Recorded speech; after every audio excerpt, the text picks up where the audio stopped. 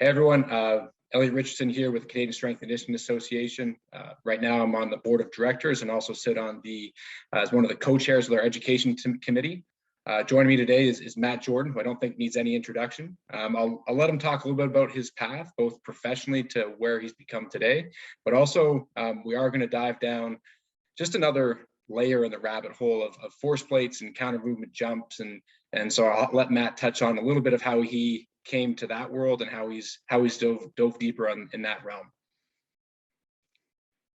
Hey, it's great to be here. Thanks for having me. Really love what's happening with the CSCA, and just glad to be supporting this on the video today. Thanks, Matt. Can you just maybe go in about where you started your S&C path, how you've gotten to where you are? Well, we were just kind of talking about it in the in the preamble that it's like when I was getting going, it was kind of like a secret club that nobody knew where the door was, and there was some password, and how do you get in there to become an S&C coach? But I was really fortunate. I moved to Calgary. I was an athlete myself, sitting beside a guy named Andre Benoit, who you know well, in a biomechanics course. I love the weight room, and I was like, I asking him what he did. It was literally my first university class, and Andre said, well, if you help me get through biomechanics, I'll help you become a strength coach. And the person here at the time was Charles Poliquin, who kind of, the rest is what it is. Like, I kind of went under Charles's wing early on in my early 20s and learned from him and Andre and others. And from there, got a gig working with the speed skating team in 2002 at the Salt Lake City Olympics. That was it. Did a master's of science in sort of muscle physiology. Spent a good decade or more working with Olympic athletes, professional athletes, mixed martial artists, boxers, helping people get back after injury, the whole 9 yards. Really immersed as an S&C coach. And then later in my career, I went back into the PhD in medical science. And since I've dovetailed a bit, I really am doing a lot less on the actual direct delivery of S&C now. I do have a couple athletes I still program for to keep myself honest. But yeah, at the end of the day, my role now is I'm a faculty member at University of Calgary, and kinesiology research program is all around how the neuromuscular system adapts to resistance training, helping athletes get back to performance after injury. And so now it's kind of about giving back to that next generation of strength coach, sharing my knowledge, helping them grow. And that's what I care about now, Elliot, it's like, I used to kind of measure my impact by the athletes that would be going to the Olympics healthy and able to perform at their best. It's kind of like, did I accomplish that? And now it's more like, how many strength coaches can I help achieve that goal? And I get a lot of pleasure and a lot of satisfaction out of that.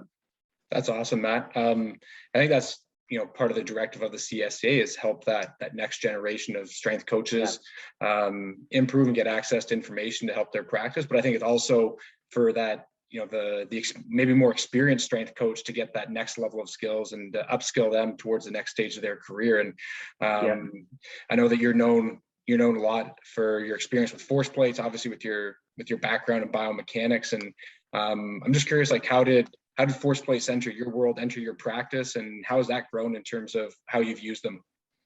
Oh yeah, well, I mean, it was kind of on this idea that when I would be back in the day when I would be teaching other strength coaches about the things that matter in strength and conditioning, talking about things like rate of force development and muscle power and whatever, I was acutely aware of the fact that neither myself nor anybody else I knew was actually measuring any of this stuff.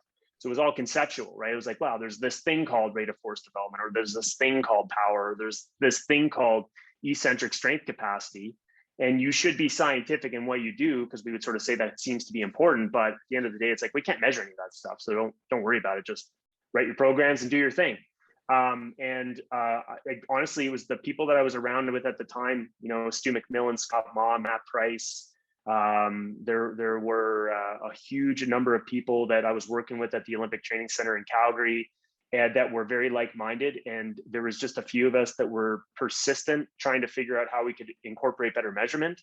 I'd all but given up. And then in 2008, I was at a conference with Scott Ma and Matt Price.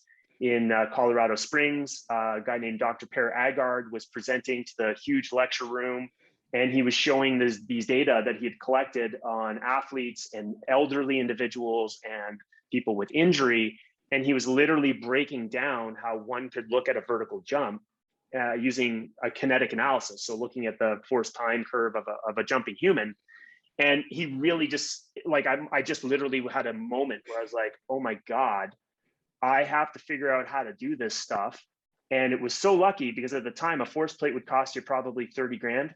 And I was getting a tour with Scotty and Matt of the USOC. And we ran into Bill Sands, who's kind of a legend in our world of like sport performance and sport science. He was touring us around. He said, hey, yeah, here's our lab. And I was like, Bill, what's that? What are those things on the floor? And he said, oh, those are force plates. And I thought, force plates, where did you get those? He's like, oh, it's a company called Pasco. They're $500 each. And we all know, we had no budget at all, like zero budget in our world to buy nice stuff or to buy toys back in that point in time. But I was like, we can afford $500. But literally, Elliot, not to make this too long-winded, but it goes to show you how sometimes you don't know what you're getting into and then you end up in it. These force plates were about a foot by a foot for anybody who's seen them. They're pretty small. And there's no way you could have an athlete do a power clean on them or squat on them or jump on them because they're just too little. Like you'd literally fall off the plate. But I was like, well, we should get two. And then if we have two, we'll just add up the left and right ground reaction forces to figure out what the, what's happening from the kinetics. And so we ended up just getting two. But as I started using them in practice and using them to like really just evaluate strength capacities, I was like, well, this is pretty cool. Like I've got this injured athlete over here and I can actually see left and right what's going on. I can actually see the kinetics, like what fraction of the left and right are contributing to the ground reaction force. And I can measure that. I could teach off that. I could coach off that. I could help athletes see where their gaps were. And that's it. We got down that road, and honestly, it was less about force plates, Elliot, and more about the fact that in 2010, when I got back with Alpine, and we had so many athletes with knee injuries, I realized that as a strength and conditioning coach, I had no metrics to guide return to sport and return to performance. I was just guessing using, like, is your 5RM back where it needs to be? And, do you look good? Do you feel good? And I realized that there was a massive gap for people like myself in terms of what we bring to the table in a performance discussion around an injured athlete. And it just so happens that one of the tests that we like to use amongst a whole bunch of others is to evaluate the jumping human on a set of force plates. And it's a great way to kind of break down standardized and repeatable movement, break down how their capacities to apply force and their capacities to move. And it's something we can objectively quantify, and there's it's really a good strength coach's tool. That's how I would frame it up. 100%. So you touched on something there that I think is a good starting point for this discussion in terms of the counter movement jump and getting data that helped inform decision making. Going back to in early years, Matt Jordan, and you using force plates for counter movement jump, what were those first couple metrics that you were looking at, and how did they inform your decision-making process or programming? Oh man, I gotta tell you right now, Elliot, like it was literally hand bombing Excel files. And we would collect this data in the Pasco software system. And the Pasco software system has no capacity to perform analytical algorithms to quantify stuff. Like you got to basically do it yourself. And I can remember sitting there in the class or in the office with Scotty, and I'm like, okay. So at this point, I've been out of school for about 10 years. Properly, I'm not biomechanics. Like part of my training is biomechanics, but I'm definitely more of an exercise muscle physiology background. Like that's where I feel most comfortable. And so I'm like, okay, but I can do this. I got an A- in calculus. I know how to do an integral. I can figure this out. And I know, and literally we were trying at the first go round was to look at mechanical power. And so we knew that for mechanical power to be calculated, we needed to take the ground reaction force and we needed to multiply it by the velocity of the body center of mass to obtain the instantaneous mechanical power for the jumping human. And so it was like, okay, how do I basically do that in Excel And I know how, and I figured it out. It took me about 2 hours of like tinkering around with Excel formulas. But that was the first thing that we were really wanting to quantify, was looking at mechanical power. And just to give you I still use this slide today when I teach, is because back from that day, we were super fortunate. So right now we're talking 2008, right? So we're now running into the 2010 Olympic Games. It's kind of like the pinnacle for my coaches, my experience as a strength coach. This is now the pinnacle of athletic performance and athlete availability in my city at my training center. We've got the US Olympic bobsleigh team training there. We've got Olympic speed skaters, sprint speed skaters from all around the world, from China, Japan, Europe, USA, Canada, all training together in this Petri dish. And I'll tell you right now, as soon as we figured out that we could use these plates, we started testing everybody and anyone. And so we still have data today from that era. And there's this guy, Kurt Tomasevich, who's a PhD out of University of Nebraska. He's now a strength and conditioning, or he's not a strength and conditioning, but a sports scientist, but he's a prof down there. And Kurt jumped for us, and he hit 85 watts per kilo in a counter movement jump. And I've got this slide that I show from Martin Barbert, who's a biomechanist in the Netherlands, who had evaluated primates jumping, so bonobos, chimps, and marmosets. And we always say, so same deal. So Martin Barbert uses a force plate and has these primates jump on the plates. And so a bonobo's chimp makes about 85 watts per kilo. And the average jumping human makes about 45 to 49 watts per kilo. And we always say, and I say this in my classes, Kurt, this guy we measured into 2010, who was just a freak of all freaks, could generate the mechanical power of a bonobo's chimp in the counter movement jump. And so that was the goal back then. And honestly, it was the funnest time ever, because we were just collecting data and just having a heyday, testing amazing athletes and just collecting this information. Nice. And so as that progressed and you started to smooth out some of the data you were getting in and using it for return to play, was it looking at mostly asymmetries, rate of force development, that were some of your key metrics you were using to guide your decision making? Yeah, no, absolutely. It was like, so what was happening, Elliot, is obviously people are now coming back. I can see the value of the dual force plate system. We can clearly see differences side to side in injured athletes. We could also see them in non-injured athletes, but they tended to be different. Like they'd be more variable, one day you'd be 5% asymmetry, right side dominant. The next day you were 3% asymmetry, left side dominant, would fluctuate a little bit. It's sort of like just variable curves, right? And, they kind of would balance each other out. But the injured athlete would display these distinct patterns, right? So distinct differences. And there was two things that we could see. Number one was the lines would be different. the shapes of the curves would be different. Like you could see that there would be maybe, let's say, a unimodal peak for the injured limb and a bimodal peak on the non-injured limb. And we would have pre-injury data, and you'd be like, wow, it's really interesting that the shape of the curves have changed after injury. And so that to us indicated that there was a change in the strategy. So essentially that something had occurred whereby the injured athlete now was changing the strategy, and we could see that in the force time curve. And then the second thing that was very intuitive is you would see that the asymmetry, so basically the line for the right leg compared to the left leg would be higher or lower depending upon the side of injury. But the thing, Elliot, that really was a kind of an interesting evolution in this is at this stage in time, I'm really looking for a possibility of starting a PhD. That was kind of my whole at the time. Like one of the things after Vancouver, I was like, how am I going to find a project, an idea, something that I can do, but it's going to stay consistent with my job, because I can't dovetail from being a strength and conditioning coach into like aging. I have to kind of keep this true to my path and true to what I care about. And as I was breaking this down, the challenge that we got in is that the asymmetries would shift between legs. And if I draw this out for you, what we would see, and I'm just going to sketch this out. Hopefully you can see this. And sorry, my drawings are maybe not the best, but you will get it. So we'd see something like this. Perfect. I don't know if you can see that curve, that's crystal clear. Yeah, we would measure this fact that like, when you're breaking down an injured athlete, the asymmetry would often change inside the jump. Okay.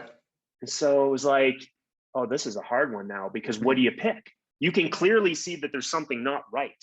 Right. And it would be consistently like that. But how do you quantify that? Because if you take a look at peak force, right, as a measure, it'd be like, well, yeah, there's an asymmetry that's favoring let's say the fact that the non-injured limb is generating higher force. But if you actually looked earlier in the jump, it was the exact opposite conclusion. Right. I was like, well, and I was like, I'm kind of cherry picking here, because I guess whether or not I see an asymmetry depends on where I want to look. Right. And so that was a bit of a mental issue. And it kind of went against I was kind of bummed out at first. I was like, oh, this sucks. Like, I was sort of hoping this would be my slam dunk PhD thesis. I'd be like, look, see, all injured people always generate more. Like, I simplified it too much, right? I was like, I figured you'd always generate higher forces through the non-injured side just because of the nature of the injury, but it was really falling short. And then the next thing that we did is we were like, well, maybe if we look at the impulse, so the area under the curve, we could break it down. But clearly, the extra area that you have here, it would just fluctuate between peak and And this is like, okay, this is not working. And so then we arrived at this idea of a phase-specific analysis. So essentially, if we break a counter movement jump down and a squat jump down into various phases of movement, could we now identify the asymmetries? And then we now have an opportunity to define asymmetry according to how you unload, how you break, and how you generate propulsion, and then how you land. And I actually was like, wow, this is very interesting, because we still see this today as a high fraction of athletes who are kind of several years post-surgery who, the way their asymmetry patterns look are kind of counterintuitive, but there is still a lot of information to be gleaned from that as a strength and conditioning coach, where you can now say, I want to look at how you unload, how you break, how you generate propulsion, how you land. And I can actually break this down in this standardized and repeatable movement. Like, when our data has shown that from our lab, like virtually anybody in all ages that we've tested, we've been able to obtain good reliability. So whether you're 14 years old or 45, people can do these jumps, and they can do them from all kinds of different sports if we coach them and teach them right and set up our experimental protocols. Now there's this really simple and easy tool to use that we can use to arrive at this stuff. So to kind of answer your question, this was the conundrum. And the way we fixed it is we started to break this down according to phases of movement, and we were looking at the area underneath the curve. And the main reason we're looking at the area underneath the curve is that really it's your impulse that determines your jump performance. So you may have heard it back in grade 12 physics, the impulse momentum relationship. It's this idea that your impulse sort of gives you this change in momentum, and you're able to calculate performance variables from jumping based off that.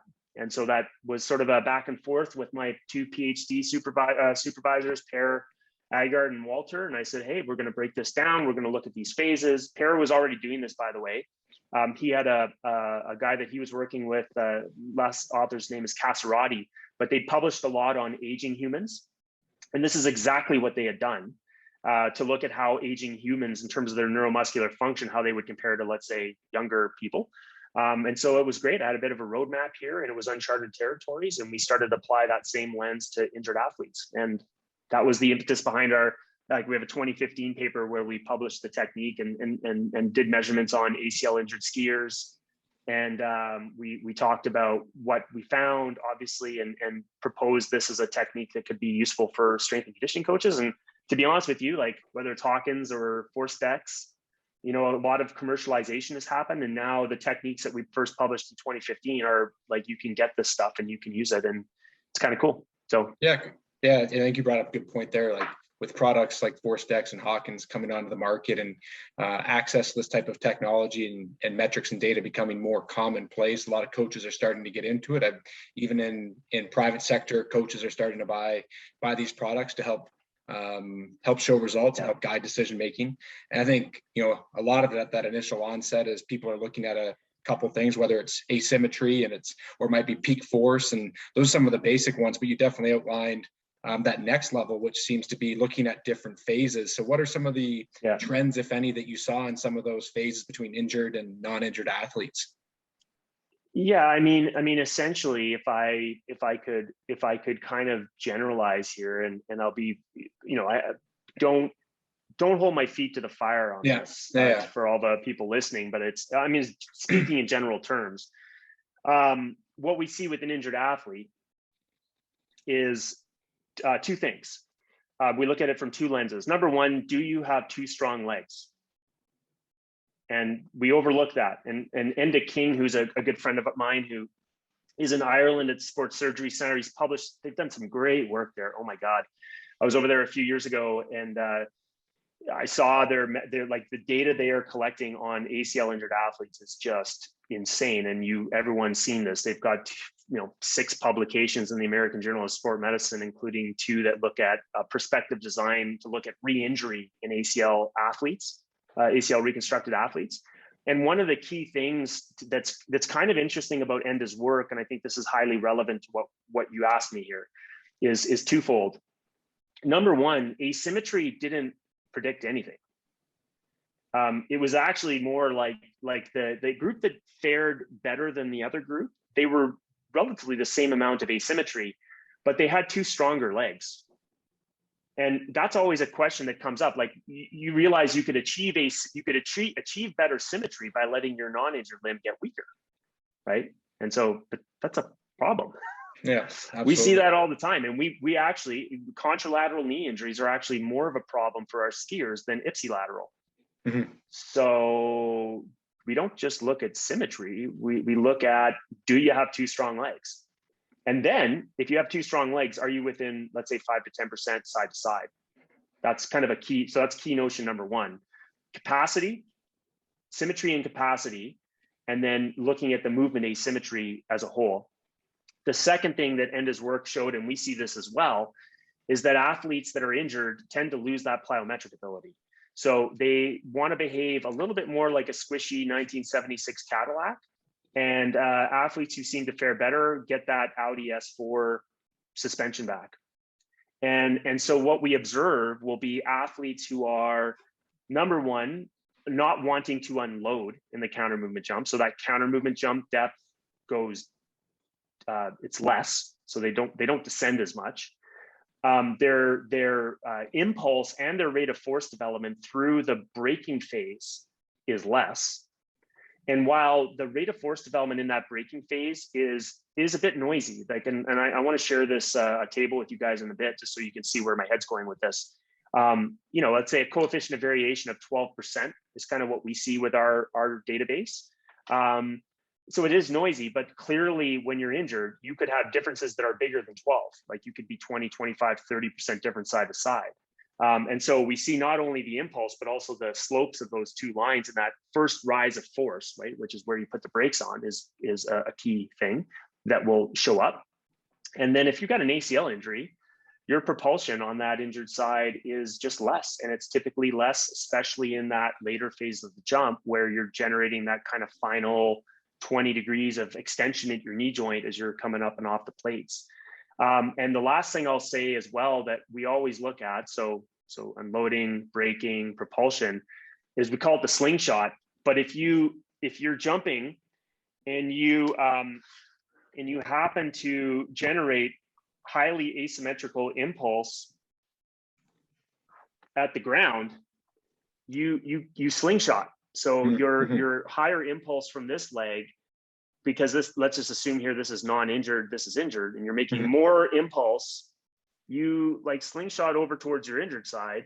And we've got some data that says that when you land, because you're in the air and you're off kilter, you actually tend to land a little bit more on the injured side. Injured side, which so it's like so now you're, oftentimes athletes will quickly course correct on this. Like, so you'll see it in the first couple of jumps and they're like, whoa, I can't land. And so they'll like take a little bit of horsepower off, right? So they'll actually not jump as hard, which typically reduces their asymmetry.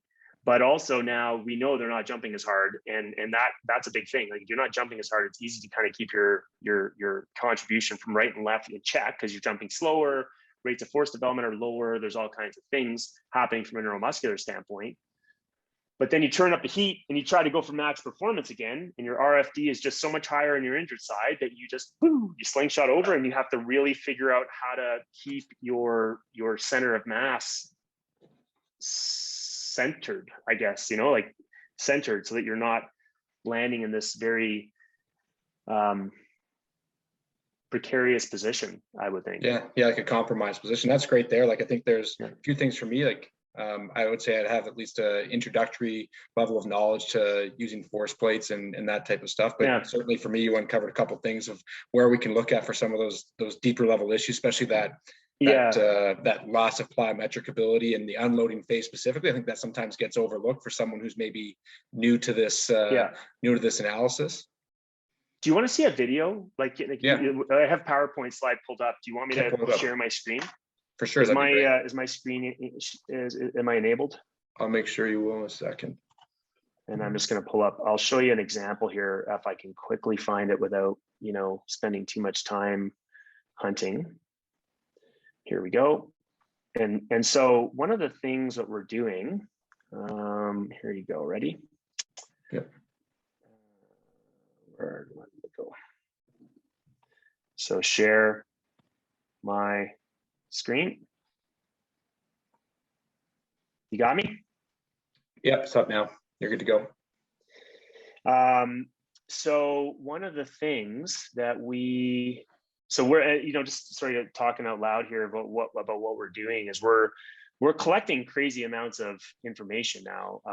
So if I just go into full screen, like we're at 10 years of longitudinally collected data. Our database is massive. So just sort of in sports that are high risk for ACL injury, we've got 195 athletes. We're probably about 50 now ACL injured athletes.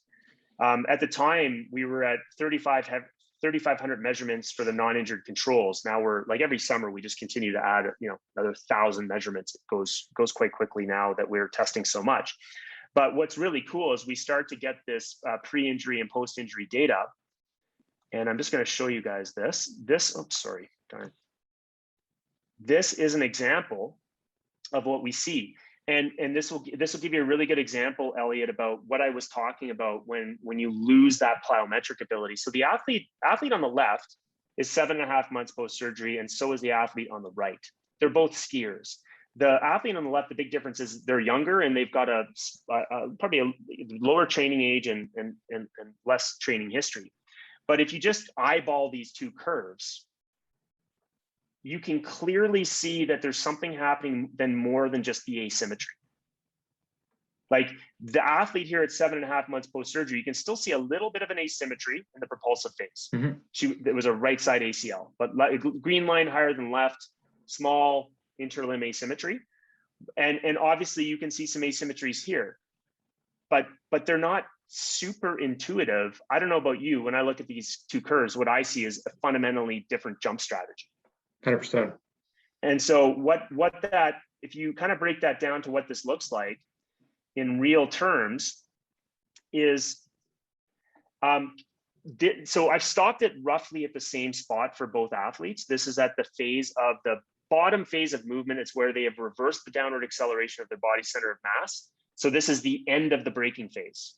And we can see that better on the right curve. You can see that essentially it coincides almost with the first peak, right? Yep. Roughly. And she is now about to now come back up. But if you take a look, two things have happened. Number one, the athlete on the right is displaced more aggressively down towards the ground. In fact, they have unloaded. Their acceleration down towards the earth is considerably higher than the athlete on the left. And the other thing that you see is that you can clearly see not only kinematic differences, like you can see the athlete here she's shifted, right? Yeah. She's dropped, she's not unloading as fast. Her spring stiffness is lower. 100%. And these are some fundamental things that now pop out. And you kind of back to your question, right? It's like, well, what do we see? Like, what are the key things that we see? Well, number one, we see asymmetry, but we also see this is a great example of a different strategy. And so I think that, you know, again, as a recommendation to the listenership here who like, hey, I want to get going with this. I found, just so you know, I still find, but when I was early in my career, I found massive value by syncing up high-speed video with the force plate signal. And you walk through kind of step by step, watch what's happening. It's like you're training your eye, Elliot, to like, because you've watched people listening have watched jumps for ever. Now you're just training your eye to line up what you've always watched with what the ground reaction force signal should look like. And now when I look at a signal, I don't even need to see the jumping human. I can look at the signal and know and really have a good idea about what's probably happening with that person's jump. And so that's a good example, I think, where this stuff becomes, I guess you could say, valuable, and you know, kind of starts to hopefully paint a picture for the people listening. It's like, oh, right, yeah, you can see it. You've lost the spring stiffness. You're not unloading. Your rate of force development's lower. There could be asymmetries, but asymmetries will depend on effort, right? If you drop your effort, your as well too. Slower in that descent, which limits that stress shortening cycle again as well too. And I really like your point, and I think that's something that we're maybe not leveraging enough with our use of technology right now, is trying to train our coach's eye to help understand those things as well too. Exactly. You said it there. That's perfect. That's exactly what I was trying to say. Yeah, because I think you go back to even like what Malcolm Gladwell from his book Blink used to talk about, is being able to get those repetitions so that those things start to happen instantaneously. So now that when you see it either in person without tech, you can start to sort of understand what those force traces might look like, and vice versa. You can understand what the force plate looks like. Can I show you one more example here? I think, and again, just now because we're in kind of teaching mode, and I love this stuff where you and I are just shooting the breeze on this. But here's another example of a change in strategy with fatigue. So this is the same athlete. I got your. I think you have your second screen on there, Matt. Oh, sorry. Your desktop. My bad. So here's another athlete and you're going to see this, and it's a kind of a very similar story to what we just saw. Good to go. Yeah, do you see that now? Yeah, 100%. So and here's the funny thing about this. A lot of times people say, well, how do you coach people to jump on this? And what we say is we give two constraints. You got to put your hands on your hips, and you use whatever strategy you want to jump as high as you can. So those are the only two things we constrain. And if you kind of go back to Newell's model, constraints-led approach to like what this opens up is, now based on your internal physiological constraints, you can jump however the hell you want to jump to maximize your jump height. Because I'm not telling you, I don't care what you do, just do whatever makes sense in the moment. And this is another example. Let that emerge from the dynamic system, right? You got it, right? So here's another example, same athlete 5 days apart. Day one is in a kind of acutely, let's just say, state of performance fatigability, you know, like they're feeling it.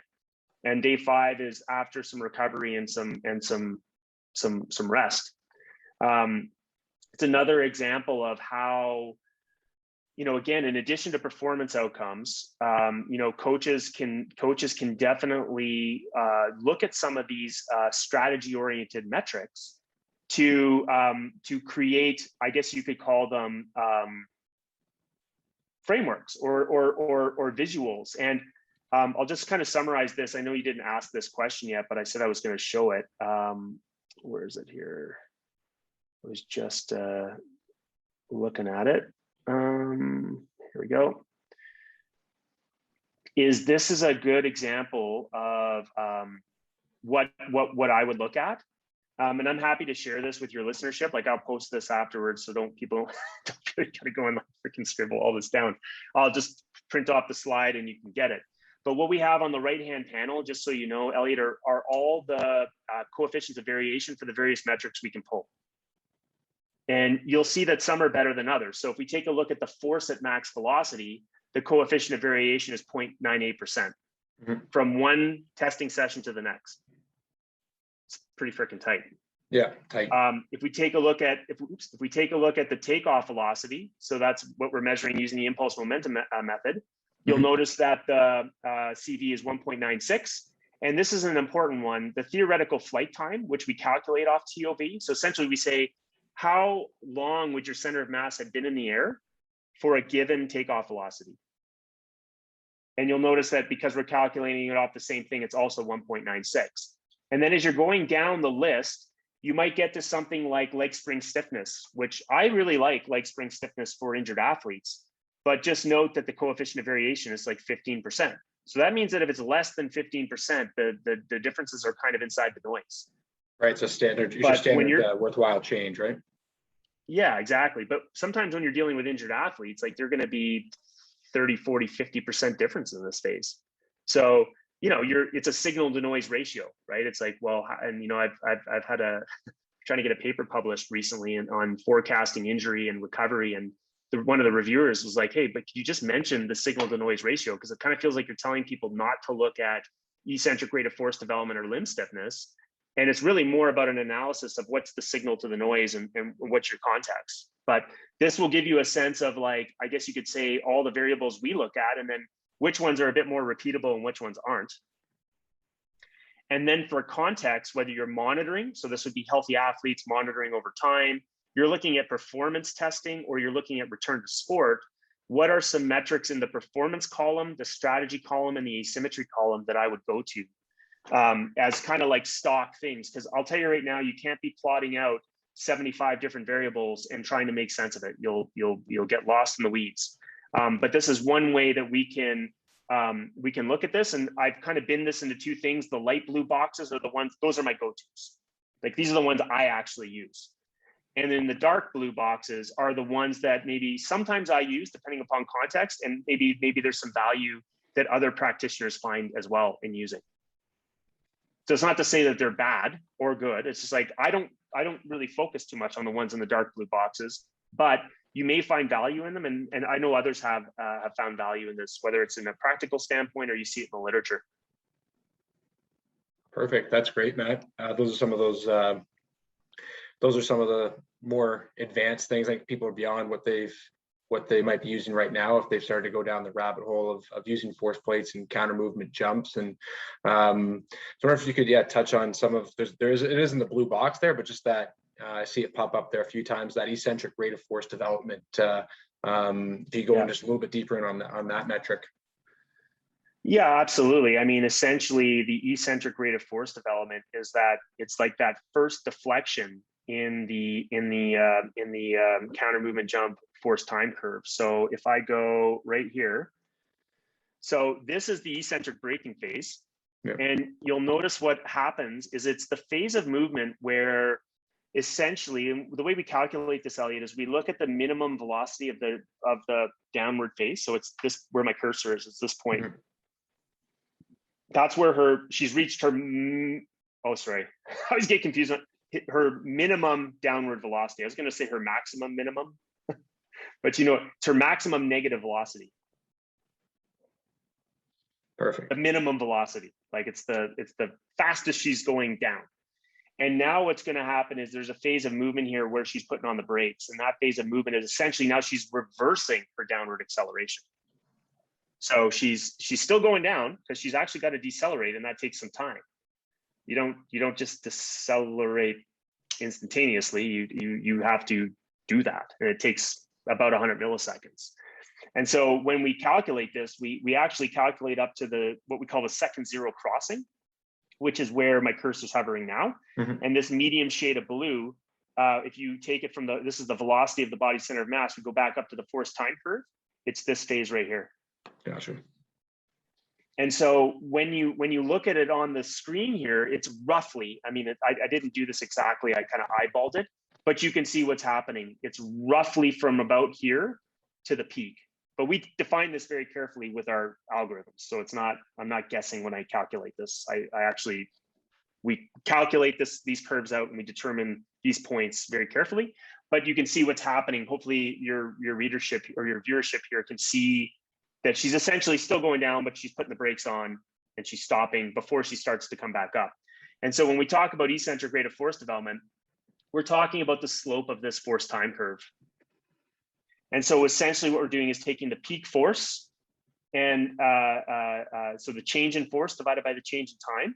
But I guess the challenge that I would have back to your viewership is that you'll notice it's not exactly linear. It's not a straight line. Some people, it's kind of curvy and it's got different shapes to it as well. So I would say the eccentric rate of force development, which is an average slope analysis, is a way to characterize how steep the deflection is of this line in that braking phase when she's putting on the brakes. The other more stable metric, and obviously there's a correlation here between your rate of force development and your impulse, is we calculate the area under the curve for that same phase. And so, you know, that's the phase of movement, and your RFD is literally going to be an average slope analysis of that phase of movement. Perfect. As just one last question before we start to wrap things up here, Matt, is lots being made of, and like a lot of people look at how people get off the ground using an analysis for force plates. What about when it comes to landing, when the athlete comes back down to the ground? What are some of the things you might look at that might be that next level of analysis that people are maybe missing the boat on right now? Well, the short answer is I don't know. Okay. And the reason I don't know is, I'm just being honest, is that I think that we're trying to understand that a little bit more. And so I'm going to give a shout out to one of my graduate students. He's just wrapped up his master's thesis. His name's Drew Lawson, strength coach at our institute. And Drew has been done a brilliant job of sorry, my son's dropping in here to say hi. What's going on? I'm just going to let mom know I'm on a podcast. And yes, one sec. Can you get Cohen? Sorry about that. It's all good. It's life. I think we're all dealing with it. Dad's just on a call. Yeah. Oh, I like it. Your orange shirt. That's what he wanted to show me. His orange. Yeah, which is today a very fitting shirt. Yeah. So sorry. I mean, so the short of it with landings is we don't know, right? And when I say we, I mean that's our group. And the reason is this, Elliot, is that talk about strategy. Like, it depends. Like, if you're a gymnast, how you land stiff and you generate force quick, and you're trying to be a stiff spring when you hit the ground, because that's how you're supposed to land. If you're an alpine skier, you know, landings could be very high energy absorption of sort of like deep depth, and you know, you're trying to kind of like softly land, more like a cat, like you're absorbing the energy on the ground. So your strategy and landing are so intimately connected to how you land that what we see is that you know, you can't just say a one size fits all. The other thing that I would say as well with landings, because of the fact that there's so many ways to do it, you really have to characterize landings over a large number of repetitions. So, you know, like you can't, like, you know, I would say ideally we use, like we published a study where we looked at landings over 20 jumps. Cool. So 20 jumps to sort of say, how's your pattern when you land? And what does that look like? But to help hopefully give a, you know, a more concrete answer of three things that I think would be worth it. I think that the peak force in landing is something that we've continually come back to, and we've continued to come back to that as a potential metric of interest. We've looked at the impulse, and the impulse can be broken up over short duration. So Drew looked at the impulse over the first 100 milliseconds in landing, but you could also look at the impulse over the entire restabilization period. Mm-hmm. And then the last piece would be like, what does that restabilization period look like? So are you doing a stiff landing, a compliant landing? What's your context? And then based on that, we go from there. There's no question that when people are injured, that there will be a tendency to land a little bit more stiff because they don't want to use their muscles to kind of do the work, right? On the other hand, there are athletes that's just what they do, is like they're going to land more compliant when they're injured because they don't want to create that stiffness in their system. But those 3 metrics, I think, are a good starting place. And just make sure you make lots of measurements and really try to use your video and use your sort of appraisal of the full waveform before you make too many quick conclusions. No, that's perfect, Matt. Yeah, I definitely got quite a bit out of that. I know our viewership definitely did, and I think we could probably spend another few hours on how we maybe translate some of these findings into changes in practice and changes in programming. But we'll forego that. I think a lot of us, if we can use our deductive reasoning and our skills, we can start analyzing what we're seeing and figure out what the asymmetries or what the challenge is. Our coaching skills should be able to help us help with our interventions, as well as the amount of research that's out there. But if people are wanting to look more into this matter, could you maybe let our viewership know or CSCA know about some different ways that they could continue down this path? Yeah, 100%. I mean, obviously, there's a plethora of peer-reviewed literature that's coming out these days. So, I think about Chris Bishop, Paul Reed, Daniel Cohen, Luke Hart. I'm missing Jason Lake. There's tons of individuals that I'm missing people. Sorry, Sophia Nymphius. People that I really respect what they're contributing, and we gotta. I'll just give you guys first a cool little paper that Chris Bishop invited me on that just got published in the Strength and Conditioning Journal for the NSCA. So not the peer-reviewed one, but not the scientific one, but more the coaching journal. And what we did is we tried to put together a framework. I believe it's just in final edits, by the way, so you should be able to get it soon. But we put together a framework that essentially says, like, hey, for the coach, what can you look at? So I think that would be a great resource, and I would highly suggest you follow those individuals and check them out. The second thing is, this is one of the things that kind of occurred with COVID is I used to travel around a lot and give seminars on this stuff. And with COVID, that kind of stopped. So I put all my content online. And so now I've got 4 online courses on my website. It's jordanstrength.com. And the first one is all about assessment and evaluating athletes, and including looking at mechanical muscle function with the techniques we talked about here today. I go into a lot on the basic science of muscle strength and power to try to kind of build a foundation of like why do you use it and how do you kind of scaffold that. The second course is how to take that and convert it into program design. I do a full course on eccentric strength capacities and eccentric training methods. And the last course is all about how to become a bit more scientific in your thinking and using that open source software called R, where you can start hacking around and doing your own coding and whatnot. So there's 4 courses, and I think you and I talked about, but like I definitely will be sending some sort of like standing discount code for CSCA people, because I really think I just want to share. If people find it useful and they want it, I'd like them to be able to get it. So that's the second thing.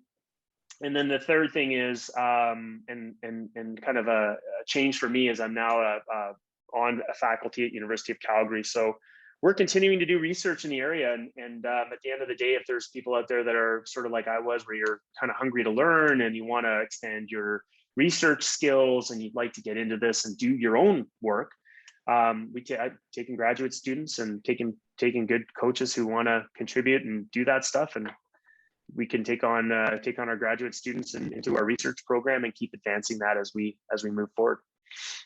That's perfect, Matt.